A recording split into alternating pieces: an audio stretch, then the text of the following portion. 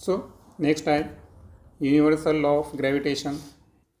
आता स्टँडर्ड 10मध्ये आपण universal law पाहिलेला आहे की दोन ऑब्जेक्ट जर आपण घेतले, सपोज पहिला ऑब्जेक्ट आहे M1 आणि दुसरा आहे M2 मासेसचे, आणि त्यामधलं डिस्टन्स जर काय असेल D असेल, तशा वेळेस ग्रॅव्हिटेशनल फोर्स जो आहे तर त्याचा फॉर्म्युला काय आहे G M1 M2 upon D². त्यानंतर सेकंड केस आपण पाहिली होती की अर्थ आहे, तर अर्थ हा एक ऑब्जेक्ट आहे आणि दुसरा ऑब्जेक्ट आहे ज्याचं मास काय आहे स्मॉल m आहे, आणि on the surface of the earth असताना आपलं त्यामधलं डिस्टन्स अर्थच्या सेंटरपासून किती घ्यायचं r घ्यायचं होतं. आणि या केसमध्ये ग्रॅव्हिटेशनल फोर्स जो आहे तो Gmm अपॉन r आपण घेतला होता. आणि तिसरी केस आपण घेतली होती की एक ऑब्जेक्ट आहे तो अर्थपासून किती डिस्टन्सला आहे, एक विशिष्ट हाईटला आहे ना, म्हणजे स्मॉल r डिस्टन्सला आहे. म्हणजे यामध्ये अर्थची रेडियस आणि अर्थच्या सरफेसपासून हाईट हे आपण ॲड केली होती, आणि ऑब्जेक्टचा मास स्मॉल m आपण कन्सिडर केलं होतं. आणि या केसमध्ये सॉरी इथं स्क्वेअर राहिलं, F इज इक्वल टू काय घेतलं होतं आपण Gmm upon r plus h whole square, बरोबर. असे तीन नियम आपण पाहिले होते. आता पुढं आपल्याला काय करायचं माहिती आहे का की universal law of gravitation learn करत असताना आपल्याला अगोदर जे अर्थचं नॅचरल सॅटेलाईट आहे मून, बरोबर आहे का, तर याच्या सेंट्रिपिटल ॲक्सिलरेशन आणि अर्थचं ॲक्सिलरेशन ड्यू टू ग्रॅव्हिटी या दोन्हींचं आपल्याला काय करायचं आहे थोडंसं रिलेशनशिप बघायचं आहे. आता या अगोदर एक फॉर्म्युला आपण पाहिला होता की ॲक्सिलरेशन जे आहे तर त्याचा जनरल फॉर्म्युला असतो v² अपॉन r. ओके, तर यावर आधारित जर आपण मूनचं ॲक्सिलरेशन काढलं, त्याला आपण सेंट्रिपिटल ॲक्सिलरेशन म्हणू, तर ती व्हॅल्यू काय असेल am is equal to v² upon rm. rm काय असेल रेडियस असेल मूनची. आणि आपल्याला माहीत आहे की जी व्हेलॉसिटी आहे तर जेव्हा विशिष्ट ऑब्जेक्ट है ना विशिष्ट सर्कलमध्ये रिव्हॉल्व करतो तर अशा वेळेस त्याचा फॉर्म्युला काय असतो 2πr अपॉन t. मग हा फॉर्म्युला जर आपण वापरला तर मूनच्या जे सेंट्रिपिटल ॲक्सिलरेशन आहे तर व्हीचा स्क्वेअर केल्यामुळे तर काय होईल 4π² त्यानंतर r² upon rm into t², बरोबर. मग यामध्ये rm आणि x² कटला आणि त्यावरून amचा फॉर्म्युला जो येईल तो येईल 4π² rm अपॉन t². ओके, तर यावरून आपण जे आहे तर मूनचं सेंट्रिपिटल ॲक्सिलरेशन काढू शकतो. आणि बाय द कॅल्क्युलेशन ही जर व्हॅल्यू काढली आपण तर ॲप्रॉक्सिमेटली जी आहे ना सेंट्रिपिटल ॲक्सिलरेशन जी मूनचं आहे टुवर्ड्स अर्थ, तर ती व्हॅल्यू येते 0.00272 मीटर पर सेकंड स्क्वेअर. ओके, आता यामध्ये एक अजून लक्षात ठेवायचं आहे की जो टाईम पिरियड आहे ना, तर टाईम पिरियड इथं आपल्याला अर्थचं जसं आपण 365 घेतो तसा मूनसाठी किती घ्यायचं आपल्याला 27.3 डेज. आणि यावरून कॅल्क्युलेशन जे तुम्हाला आहे कॅल्क्युलेट करायचे आहे. आता नेक्स्ट आपल्याला एक रेशो फाइंड करायचा आहे. तर तो रेशो आपल्याला फाइंड करायचा आहे की अर्थची जी ॲक्सिलरेशन ड्यू टू ग्रॅव्हिटी आहे आणि मूनचं जे सेंट्रिपिटल ॲक्सिलरेशन आहे याचा आपल्याला काय फाइंड करायचं आहे रेशो फाइंड करायचा आहे. मग हे रेशो फाइंड करत असताना आपण काय करणार की G/AM लिहिलं. तर आपल्याला माहीत आहे की ॲक्सेलरेशन ड्यू टू ग्रॅव्हिटी जी आहे त्याचा फॉर्म्युला काय पाहिला होता आपण, Gm/r². झाले आपलं फॉर्म्युले. ओके, म्हणजे रेडियसच्या काय आहे ते इन्व्हर्सली प्रोपोर्शनल आहे स्क्वेअरच्या. आणि सो या पद्धतीनं काय होतं की इथं मूनची रेडियस आपल्याला न्यूमरेटरमध्ये घ्यावं लागेल आणि अर्थच्या रेडियससाठी मी कॅपिटल R वापरतो. आणि हा रेशो ॲप्रॉक्सिमेटली किती येतो, 3600. ओके, म्हणजे याचा अर्थ अर्थची जी ॲक्सिलरेशन ड्यू टू ग्रॅव्हिटी आहे ही मूनच्या सेंट्रिपिटल ॲक्सिलरेशनपेक्षा 3600 टाइम्स आहे. आता मी sir acceleration due to gravity बोलत नाही बरं, कारण तुम्हाला माहीत आहे की जर मूनची ॲक्सिलरेशन ड्यू टू ग्रॅव्हिटी काढायची असेल ती 1/6 ऑफ द अर्थ असते. आपण इथं थोडा वेगळा रेशो इथं स्टडी करत आहोत. आता हे समजून घेतल्यानंतर युनिव्हर्सल जो लॉ आहे तर तो आता आपल्याला थोडंसं मॅथमॅटिकली जे आहे ते समजून घ्यायचं आहे. आता न्यूटन्स तुम्हाला माहीत आहे की प्रिन्सिपिया जे आहे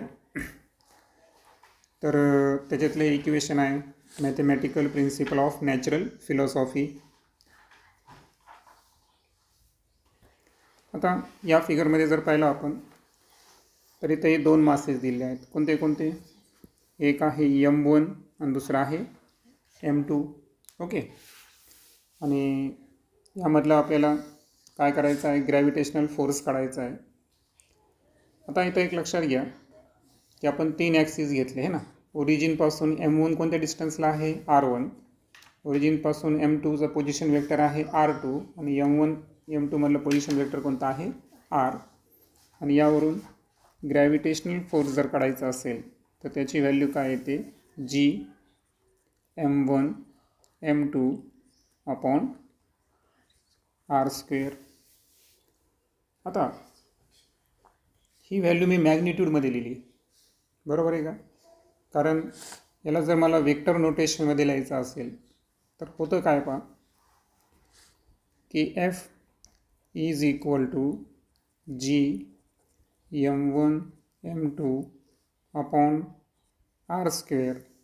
आता जो पोझिशन वेक्टर आहे तो कसा आहे बरं, M1 to M2, बरोबर आहे का, हे असं आहे. दॅट्स वाय वेक्टरनुसार इथं जे आपण युनिट वेक्टर घेऊ तो कोणता येतो, निगेटिव्ह येतो. आणि दॅट्स वाय हा जो फॉर्म्युला आहे हा होतो -Gm1m2/r² into radius vector R. म्हणजे जे 10वीला तुम्ही फॉर्म्युला शिकलेला आहात ती व्हॅल्यू कशामध्ये कॅल्क्युलेट केली आपण, मॅग्निट्यूडमध्ये. परंतु जेव्हा आपण वेक्टर फॉर्ममध्ये बघू तर जो युनिट वेक्टर आहे हा अपोजिट डायरेक्शनला आहे आणि दॅट्स वाय या ठिकाणी ग्रॅव्हिटेशनल फोर्सची व्हॅल्यू काय येते, निगेटिव्ह येते. आणि राहिला प्रश्न या युनिट वेक्टर आरची किंमत जर काढायची असेल तर triangle law of vector addition आपण इथं अप्लिकेबल करू आणि त्यानुसार युनिट वेक्टर आर जे आहे त्याची व्हॅल्यू असते R2 - R1. आणि राहिला प्रश्न आता ग्रॅव्हिटेशनल फोर्स हा अट्रॅक्टिव्ह आहे तुम्हाला माहीत आहे. आणि फोर्स जो आहे है ना, ग्रॅव्हिटेशनल फोर्स जो होता हा अलॉंग -r आहे. दॅट्स वाय म्हणजे आपण युनिट वेक्टर काय घेतला, -r. आता एक लक्षात घ्या, थर्ड लॉ जर इथं आपण अप्लिकेबल केला तर काय होतं बरं की फर्स्ट ऑब्जेक्ट जो सेकंड ऑब्जेक्टवर फोर्स लावतो आणि सेकंड ऑब्जेक्ट हा फर्स्ट ऑब्जेक्टवर फोर्स लावतो, हे इक्वल अँड काय असतात, ऑपोजिट असतात. दॅट्स वाय इथं आपण कोणतं चिन्ह वापरणार, मायनस चिन्ह वापरणार. आता हे झालं एक ऑब्जेक्टवर दुसरा ऑब्जेक्ट फोर्स लावत असताना. पण आता आपण काय करू माहिती आहे का, की एक सिंगल ऑब्जेक्ट घेऊन त्याच्यावर अनेक पॉईंट मासेस जे आहेत तर त्याचं आपण कलेक्शन घेऊ. म्हणजे कलेक्शन असताना कसं करणार. सो या केसमध्ये जर पाहिलं आपण M1 हा एक ऑब्जेक्ट आहे, त्याच्यावर 3 जण फोर्स लावायले, M2, M3 आणि M4, बरोबर आहे का. मग आता अशा केसमध्ये जर आपल्याला टोटल फोर्स ऑन M1वर कोण फोर्स लावायला या सर्वांची आपल्याला काय करायचे आहे, ॲडिशन करायचे असेल तर सपोज M1वर जे टोटल फोर्स लावला झाला तो कोणता आहे, F1. त्यावेळेस तिन्हीचे आपल्याला काय करायचं आहे, मासेस आणि परपेंडिक्युलर डिस्टन्स डिस्टन्स जे आहे ते विचारात घ्यायचे आहेत. सो पहिल्यासाठी काय घेणार पहा आपण, G M2 M1. ओके. आता M2 M1 का घेतलं, कारण खाली चूक होऊ नये, कारण डिस्टन्स घेताना लक्षात घ्या F1वर जे करायला ना तर हा 1 2 नाही घ्यायचा, 1वर 2 कडून जे चाललं म्हणून काय घ्यायचं आपण 2 1 घ्यायचा, त्याचा स्क्वेअर आणि त्याचा युनिट वेक्टरसुद्धा काय घ्यायचा R21. सेम पद्धतीनं M3 जो M1वर फोर्स लावतोय तो घेताना, कारण आपण M1वर जे लावले चालले तेच विचार केलं, M1 दुसरा काय लावायला त्याचा विचार करायचा का नाही, तो फ्रॉम सेकंड टू 1 असं लक्षात ठेवायचं. आता काय येईल, थर्ड टू 1.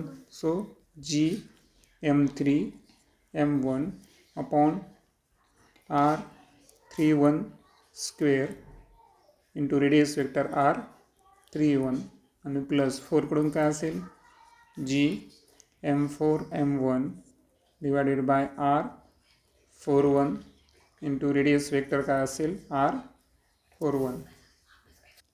तर अशा पद्धतीनं ग्रॅव्हिटेशनल फोर्स जे आहे तर यामध्ये आपण काही जुने फॉर्म्युले रिवाईज केले. अर्थचं सेंट्रिपिटल ॲक्सिलरेशन फाईंड केलं, त्याचं ॲक्सिलरेशन ड्यू टू ग्रॅव्हिटीसोबत रेशो फाईंड केला. त्यानंतर वेक्टर नोटेशनमध्ये कशा पद्धतीने घ्यायचं सिंगल पार्टिकल असताना आणि अनेक पॉईंट मास असताना कसा फोर्स कॅल्क्युलेट करायचा हे लर्न केलं. नेक्स्ट लेक्चरमध्ये आपण ग्रॅव्हिटेशनल आणि यामध्ये आपण अजून एक नवीन कन्सेप्ट ॲड करणार आहे. तर ते 2 नियम लक्षात ठेवायचे, म्हणजे एक त्याला आपण स्पेशल केसेस म्हणू. ओके. सो स्पेशल केसमध्ये 2 रिझल्ट्स आपण बघूया. पहिली केस जर पाहिली आपण तर जे फोर्स ऑफ अट्रॅक्शन आहे between hollow spherical shell of uniform density and a point mass situated outside. 2 गोष्टी आहे, एक हॅलोस्पेरिकल शेल आहे ज्याची डेन्सिटी कशी आहे युनिफॉर्म आहे, हा झाला पहिला मास. आणि दुसरा मास काय आहे, एक पॉईंट मास घेतला आपण जो स्पेरिकल शेलच्या कुठं आहे आउटसाइड प्रेझेंट आहे है ना. आणि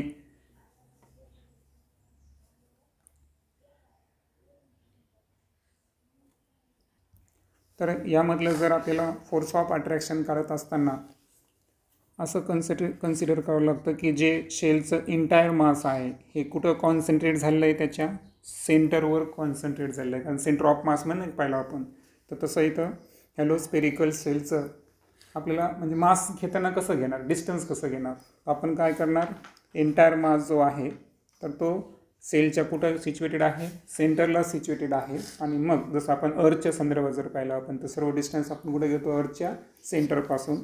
तर तसं एखादे हॅलोस्पेरिकल शेल आहे आणि दुसरा एक पॉईंट मास आहे, मग याच्यामधलं जस्ट आउटसाईड म्हणजे लगेच बाहेर आहे, जसं पृथ्वीवर एखादा ऑब्जेक्ट असतो तशा पद्धतीने जर असेल तर अशा वेळेस सेंटरपासून काय करायचं डिस्टन्स मेजर करायचं त्या पॉईंट मासचं. कारण अर्थच्या सरफेसला असताना आपण डिस्टन्स 0 थोडी घेतो, कारण अर्थच्या सेंटरपासून आपण कॅल्क्युलेट करतो. आणि हे का करतो आपण, कारण याच्यात एक लक्षात घ्या की जे ग्रॅव्हिटेशनल फोर्स आपण तेच कंपोनंट घेतो की जी लाईन असेल, म्हणजे आता सेंटर आणि पॉईंट मास यांच्यातून जाणारी जी लाईन असेल अलॉंग, त्याच लाईनचा आपण विचार करतो. जे परपेंडिक्युलर असतं त्याला आपण काय करायचं कॅन्सल करायचं. दुसरा रूल जर पाहिला तर force of attraction due to hollow spherical shell of uniform density on a point mass situated inside it is a 0. आता काय झालं, हॅलो स्पेरिकल शेल घेतली आपण, युनिफॉर्म डेन्सिटी, आणि एक असा पॉईंट घेतला की जो कुठं सिच्युएटेड आहे, स्वतः त्या स्पेरिकल शेलच्या आतमध्ये सिच्युएटेड आहे. त्या पॉईंटचा आणि स्पेरिकल शेलचं जर आपल्याला फोर्स ऑफ अट्रॅक्शन काढायचं असेल तर काय झालं बरं, हॅलो स्पेरिकल शेलच्या आतमध्ये येतो. आतमध्ये असल्यामुळे त्याचं ग्रॅव्हिटेशनल फोर्स काय घ्यायचा आपल्याला, 0 घ्यायचा. कारण स्पेरिकल शेलचे जे सर्व रिजन्स असतात ना, तर हे इनसाईड पॉईंटला जे अट्रॅक्ट करतात, तर हे व्हेरियस डायरेक्शनला अट्रॅक्ट करतात. आणि तुम्हाला माहिती आहे की स्पेरिकल शेलच्या आतमध्ये एक लेफ्टनं अट्रॅक्ट करायला, दुसरा राईटनं अट्रॅक्ट करायला, तर एकमेकांचा इफेक्ट ते काय करत असतात, कॅन्सल करत असतात. म्हणून स्पेरिकल शेलच्या आतमध्ये जर पॉईंट मास सिच्युएटेड असेल तर अशा वेळेस काय करायचं, 0 घ्यायचं. आणि आउटसाईड जर असेल तर स्पेरिकल शेलचा सेंटर आणि तो पॉईंट मास याच्यामधल्या डिस्टन्सवरून फोर्स ऑफ अट्रॅक्शन कॅल्क्युलेट करायचं. नेक्स्ट लेक्चरमध्ये आपण 2 टिपिकल जे प्रॉब्लेम्स आहेत त्याच्याबद्दल डिस्कस करू.